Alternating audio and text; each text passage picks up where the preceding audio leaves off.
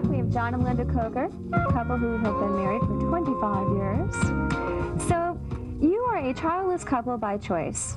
And has there been a time in your life where you actually had maybe a few pangs of, you know, maybe we should have had children?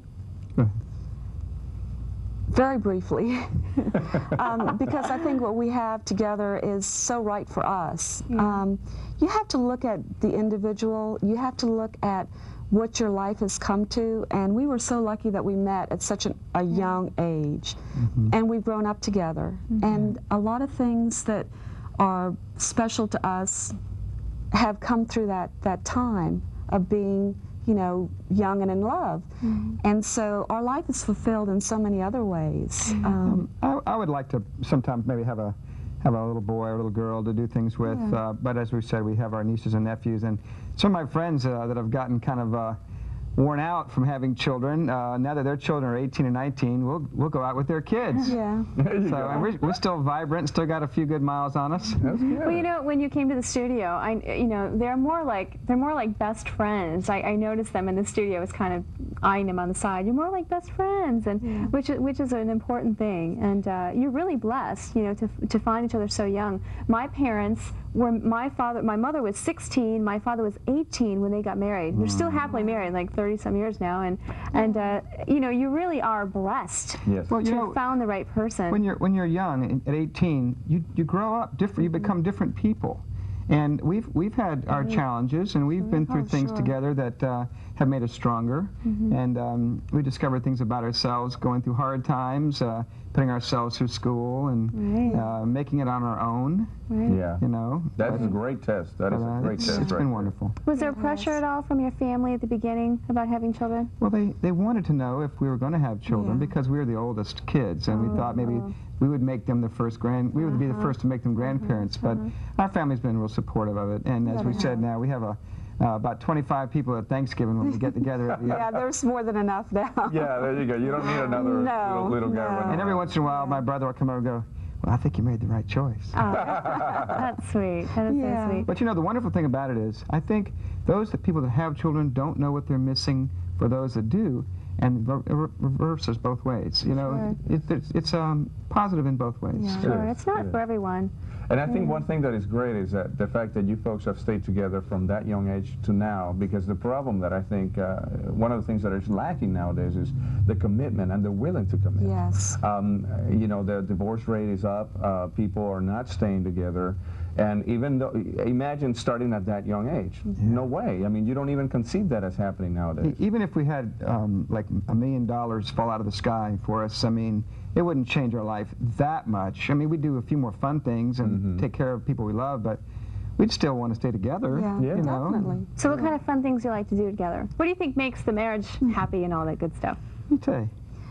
Well, we like to go to the movies together, and we travel. We've been to Europe several times, and because we have so many family members, we will take a weekend and go and visit one of our family members. Nice. We have hobbies, things we like to do. We collect books and collect toys, and we enjoy watching television together.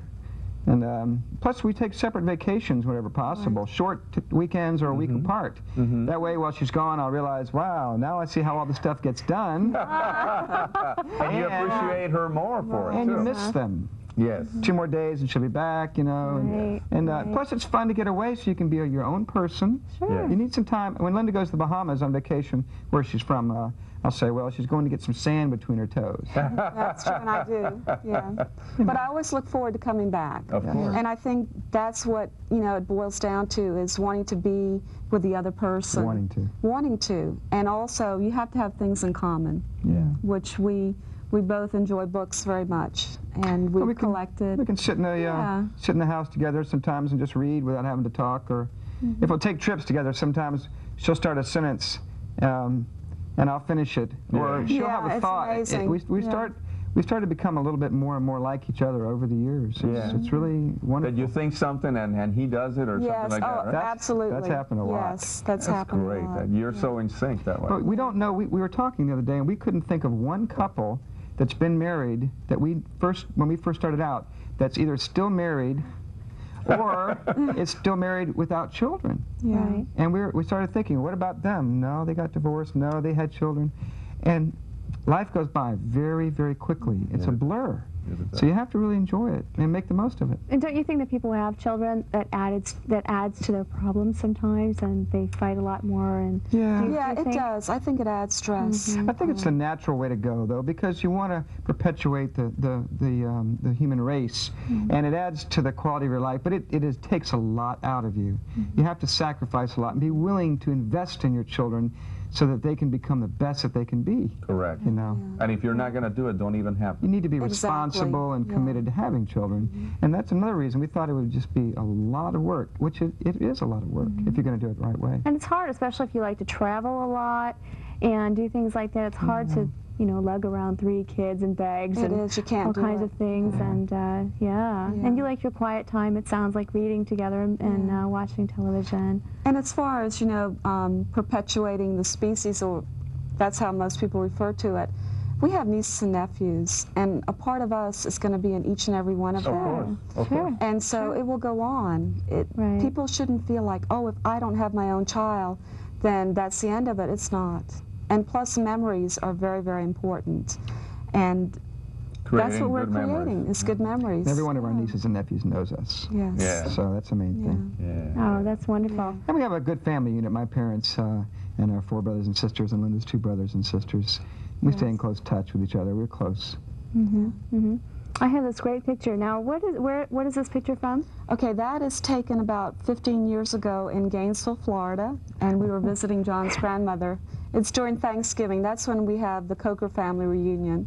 It's every Thanksgiving. And our grandmother was very special to us. Linda was raised by her grandmother, and my grandmother was the first person to really ever believe in me. So grandmothers have played an important role in our lives. That is great. Now, you're from the Bahamas, and you came here when you were very young to go to school? Yes, I went to Florida Southern in Lakeland, and that's where I met John.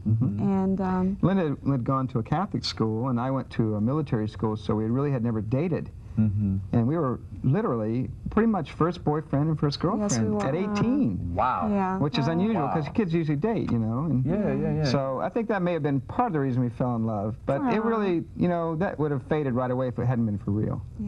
and it's also very interesting. We have a niece, Claudia, who's now a student at Florida Southern. Oh, wow. She just started this semester. Maybe she'll find her first love and Good stay luck together. to her, yes. Yeah, good luck. Definitely. Well, that was fun. Well, John and Linda, thank you for being on the show and you. sharing Thank you with for having everybody. I enjoyed watching your show, too. Thank you. Thank Yeah. you. Okay, stay tuned. We'll be right back with another couple.